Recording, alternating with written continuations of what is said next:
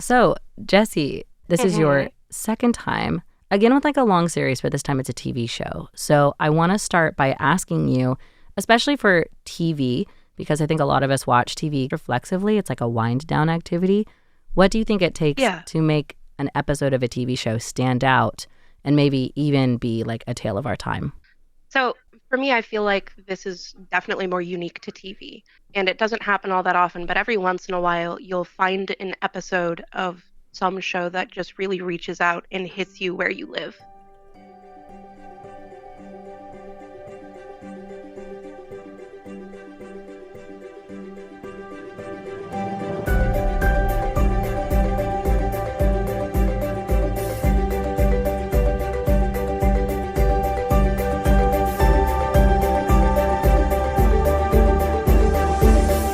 Hello, everyone, and welcome to Tales of Our Times. This is a show where we discuss the stories that move us, what makes them so meaningful, and why others could or should find meaning in them as well.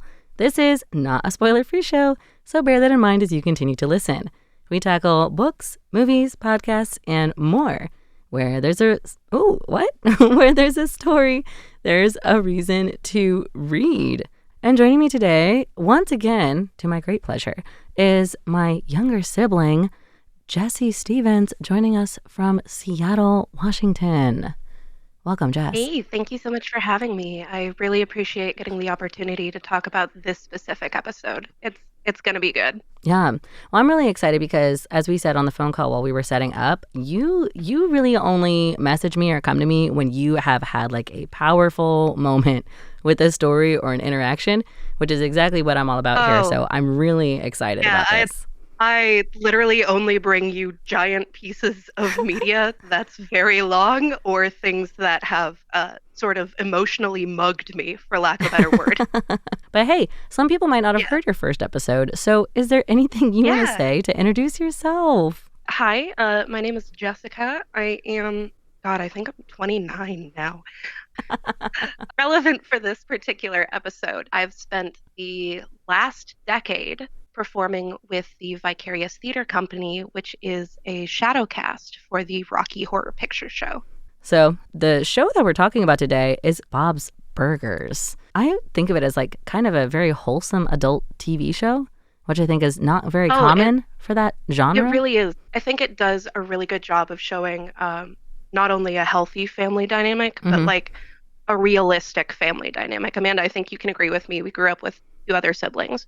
Well, Well, two for there each were of us, three of me us. and our There were three youngest. of us. Yeah. Yeah, that's the better way to say that. Yeah. That it is not picture perfect, and a lot Uh-huh. of times it's messy. It's that dichotomy of at the end of the day, it's family, you care about them, and Yeah, also, yeah. God, you're allowed to not like someone and love them. That's true.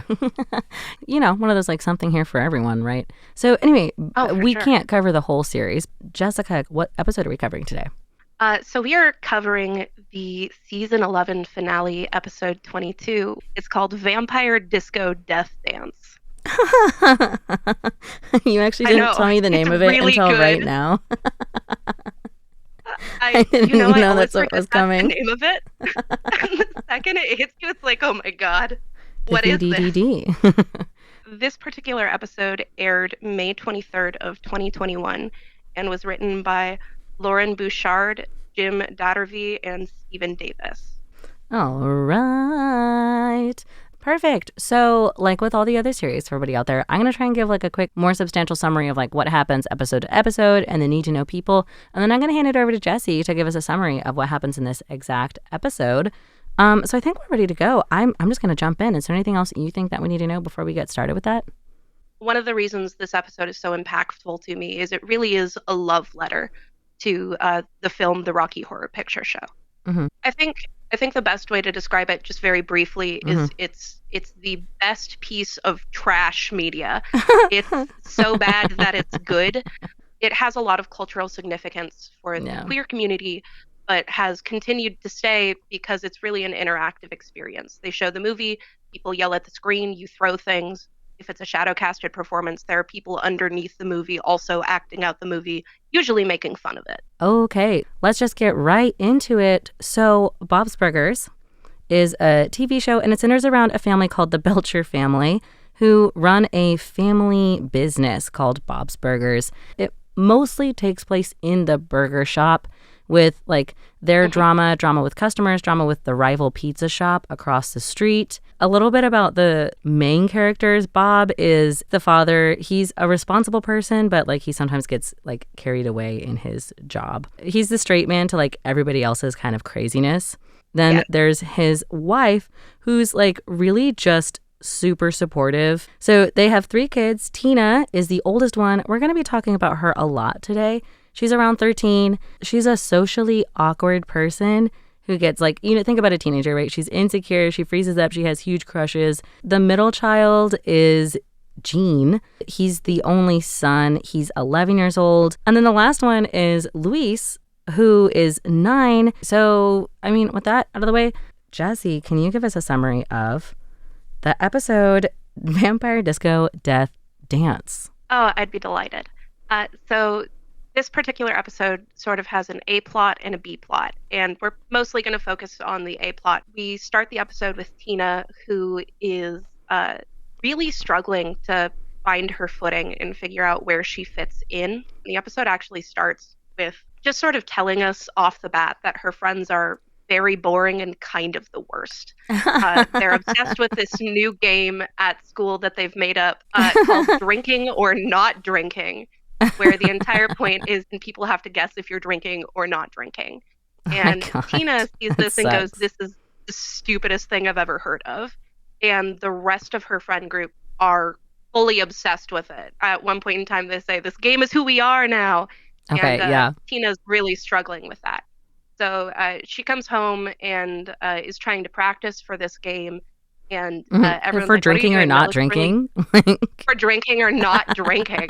Okay. Yeah, she wants to be good at it. This is who her friends are. This group of kids is kind of her only shot at a peer group. And she's trying to make the best of it and make it work. Pretty middle school, so that's what she's dealing. And it starts with her trying to practice that while Bob is really excited about a plan they have for the next night. He's taking her to go see this movie that was hugely impactful for him, Vampire Disco Death Dance. And this is like going to be their father-daughter thing. Yeah, it's going to be their father-daughter bonding moment. Like, he went and saw it when he was 13. He's telling the other kids, he's going to take them when they're 13. It's going to be like a coming-of-age thing for them, and it's going to be something that he's really excited about. And they've made costumes for it, and it's going to be a whole big deal. So they're both really looking forward to it. She's pretty excited for it, and she goes to school the next day. Her friend group is like, "Hey, well, why don't we meet up night and play Drinking or Not Drinking somewhere?" She sort of gives a non-answer where she's like, "I have these plans with my dad tonight to go and see this movie." And the second she says it's rated R, all her friends are like, "Oh my God, we should go." Yeah. And Tina gets swept up in, "Oh my gosh, my friend group is interested in something I want to do. I really want to capitalize on this." So she comes home and tells her dad. And Bob, like hearing, "Whoops, now you've got 4 tag-alongs who sound like kind of the worst," is but I hate your about friends. as enthused as you'd think. Yeah. Like, he goes with it because he's really supportive of Tina. So they get dressed up and go and pick people up, and it's apparent immediately that the only thing her friend group cared about was the fact that the movie was rated R. They are not into it. They criticize Bob and Tina for being dressed up and in costume, and the costumes are pretty good. Like, they're homemade, but they were done with a lot of care. And so they criticize that. Bob is walking in with Tina and her friends, and he's really excited about it because this movie means so much to him, and he's recognizing all these other people that have showed up, and everybody is in costumes. Tina's getting excited about it, and her group of friends is immediately like, "Oh, this sucks." They sort of stall, and they're like, "Well, we're gonna go get some snacks and some refreshments for the movie." And Bob takes Tina inside. You see that excitement start to come back. The movie starts, and the whole audience is into it. Bob is fully absorbed in it. Yeah, he's having a blast. The rest of the theater is absorbed in it. And Tina starts to get absorbed in it, and she looks over to see if her friends found their seats, and they're nowhere to be found. And so the movie's going, and she's sort of split, but she sees the movie she really, really liked. And it goes for about the first 20 minutes, half hour of the film, and her friends still don't show up. So they get to what is supposed to be a really pivotal point in this movie. Hmm. And Tina, worrying about her friends, is like, okay, you know what? I'm gonna go check on them. So she finds her friends, and they are in the theater lobby playing, drinking, not drinking with the refreshments they bought. And Tina's understandably upset. They nag her into doing it and sort of bully her into doing it. She manages to talk them into going into the theater and sitting down to watch it. They get into the theater, and her friends are the actual worst. They're talking too loud. Hmm. They are causing disturbances, Yeah. and they will not shut up. And Tina is getting more and more and more agitated until she turns to her side and yells at her friends, like, I shouldn't have invited you. This Yeah. whole night has been ruined. And her meltdown causes, there's a host for this person, an MC for the film, Yeah. to ask the projectionist to stop the film and Yeah. turn on the lights. Calls Tina out specifically and blames the whole thing on her. And she just sort of storms out because she's so actively upset. Yeah. And Bob, being a good dad, goes after her. And she has this whole meltdown about, like, I thought maybe I finally found my people. I thought they were interested in something I was going to be interested in, and I thought maybe I wouldn't be alone anymore. And Bob is very kind and very compassionate and sort of says, hey, the first time I came to this movie, I was actually alone because I didn't think Hmm. anyone I knew was going to like it. And I got here and I immediately found out that there are so many other people that share interests with me and that Hmm. I'm not alone. So Tina, she's still a teen. She's like, okay, so like, did you get a friend group? Do you keep in touch with Did it people solve anymore? all And your Bob, problems? yeah, and Bob's kind of like, no, it's actually kind of just your mom, but I wouldn't worry about that because I think you will find those people because I know you, and I would want to be one of those people that you stay in touch with and you go on adventures with, and like you Oh, will find your people. that's It's so very touching. sweet. Yeah, I'm getting So they have this teary. moment out in the theater lobby, and they hear the last song of the movie come Yeah, on. they've now They missed both it. sort of commiserate about not getting to see it. But Bob sort of pulls her up, and he's like, "Okay, wait, no, this is the last number. We all do like this dance to it, and like here, let me show you how to do it, and let me teach you how this goes. Hmm. I'm not really good at it because I can't really dance, but I know you're gonna get this." And it ends on Yeah. just this really sweet, for Bob and Tina moment of like, you're going to get there, kiddo. I'm going to make sure this is a good night for you. And Hmm. with Tina realizing that, like, it's okay for me to take time for myself and wait a little bit. That's so sweet. Exactly. And that's sort of the message that the episode ends on is that, you don't have to share everything. Hmm. And it's okay to take your time and wait to find community if you're not finding it immediately and to widen your search. So, like, I think it would actually be most productive for us to just skip from here into the conversation of, like, what made this so meaningful to you? Tell This us, what was episode that for came you? for my life. Um, so, like I mentioned previously, I had been doing a Rocky Horror Shadowcast, the Mm, film that this episode is a love letter to. yeah. And this episode came out in 2021, and I was actually at a point in my life where I was debating retiring because a lot of the people that I cared about within this cast and that I really looked forward to seeing had Hmm. moved on, and we were experiencing a lot of turnover. There wasn't a Yeah. lot of audience turnout. Like the energy was not there, and I was really debating, It was off. is this still worth it to me? Hmm. And this episode came out, In the and middle of I that, just like, thing remember for in the you. middle of that, and I just remember openly bawling on the couch because it reminded me of exactly why I do that. Yeah. I found Rocky Horror when I was 19. Hmm. I had just been kicked out of college.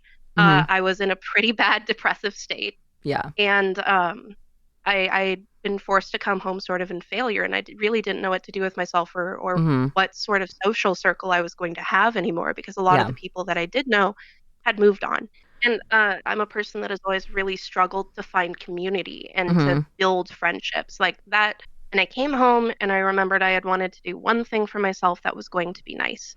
And I was Hmm. going to take myself to see this movie on my birthday. Yeah. And I did. I went to a midnight showing, Hmm. and I remember walking into the theater, and in the same way that Bob was like, "Oh my God, I found people that share the same interests I do." Hmm. I'd never met any of these people before, and I immediately felt like I was home. And the Yeah. next month, I was in my first Rocky show. Mm-hmm. And so watching this episode, I immediately connected to Tina's side of the story of this Yeah. yearning for belonging Mm-hmm. and of not having anyone that shares those interests. I literally didn't have any friends back home at that time. Yeah. And even if I did, like I was kind of an awkward loner kid that Mm-hmm. like this was not an interest any of my previous friends would Right. have The shared. friends, like the friends who are Um, available are not the ones who'd want to come here. They're the friends who, like, I don't know, they want yes, to go get a coffee at like 9 a.m. or like go for a yes, hike. They don't absolutely. want to go to like They're a not midnight interested in showing. going to a midnight showing of a movie. Right. Of like a cult Um, classic movie where everyone's going to be up, dancing, singing, throwing popcorn and other things. Absolutely. Like, At that time, I was also really working. I was doing a lot of work in therapy to sort of mm-hmm. understand Mm-hmm. why I felt the way I did, why I was dealing with the levels of depression I was dealing with. And realizing that, I'd had sort of those same moments of Tina of like, oh my God, the people I'm hanging out with are kind of the They kind of worst. suck. And that it's one of the reasons why I didn't form a lot of close connections when I Yeah. was younger. Right. It's Um, literally the moment of having a professional say, no, no, no, no, no, no, no. It's not you. It's them. yeah, And like, oh my God, yeah, wait, no, it's it was wild. them the whole time. It wasn't me. It's It wild to wasn't have in that my head. realization later in life. Yeah. A Like, 100%. If you met a younger version of yourself that was going through something hard, you try to help them and say, "Hey, you know what you're going through? It's not your fault. mm-hmm. You're gonna find people. It's gonna be okay. You can take a little bit longer. There's no right way to do this, and there's no right timeline for this. Yeah. You're going to It's be a okay to Bob. take your time." Yeah, everyone can be a bot. And so when this episode came out, I saw myself on both sides of that immediately Oh. of the struggle with Tina, where it's like, oh my gosh, that's me. And then there's the plot about Rocky Horror, Mm. Vampire Disco Death Dance, that I'm You're like, like, oh my that's God, literally that's me me. also. And then I also have a lot of parody with Bob, where it's like, oh my gosh, Yeah. now I'm a Bob. And I can look back at myself and what was going on in my life then and say, no, actually, they were just the worst. They And I sucked. needed to be kinder to myself. To that point, because this is a very useful message, I think, to a lot of people. Do you think that Yeah, this is also the meaning that other people can find in this episode, right? You don't need to share everything with your friends. You may not have yeah, friends at the moment that share your interests. It's okay. Like, you don't have to match up to anyone else's timeline. You can just kind of a do hundred you and percent. take your time to find people who care about you because they're out there. And even if you don't Oh, have a them hundred now, percent. there's always people who share your interests and you can go find those shared safe places. Like, you're not alone. Yeah, no, I think that's absolutely the message of this episode, and I think it's backed up by the fact that everyone I knew from Rocky Horror sort of independently watched this episode on their own at the same time. And Mm-hmm. after the episode came out, I think every single one of us wrote about a 14-paragraph diatribe about why it was such an important episode and Mm-hmm. why it meant so much to us. And for me specifically, yeah, it's work, but it's worth the effort. So, unfortunately, we are almost out of time. But to close up this episode, like, I, of course, want to ask you if you could give Vampire Disco Death Dance its own one phrase subtitle, what would that be? Oh my gosh. I didn't even have to think about this one. It's absolutely Vampire Disco Death Dance. Find your people. Yeah. You know what's funny is like this is such a meaningful episode. Like I got choked up once or twice listening to you talk, just kind of going through this. I'm also not Yeah. thinking of like if you don't listen to the episode and you just see Vampire Disco Death Dance, Find Oh, Your People, yeah. it's gonna like And that's you know what we've done? We've turned this episode into what's a that. you have to be here moment. That's it. Like you gotta We experience really it. have. We are unfortunately all out of time. But Jesse, thank you so much for coming on this episode. It's always a pleasure for me to have you here. It's always so fun. I always get Thank you so like much for moved. having me. I really appreciate it. Just plan on the next time you have me The on. Just keep a subtitle. box of tissues with you. Yeah, our subtitle for these episodes is I'm gonna cry. Yeah, it's we're gonna make you feel things. I hope. This has been Tales of Our Time on Radio Taiwan International. I was your host, Amanda Stevens, along with my wonderful guest and esteemed sibling, Jessica Stevens. And thank you all for listening and learning more about Bob's Burgers. Vampire Disco Death Dance. Bob's Burgers, Vampire Disco Death Dance. Find your Find people. your people. A tale of our time. We'll see you next time.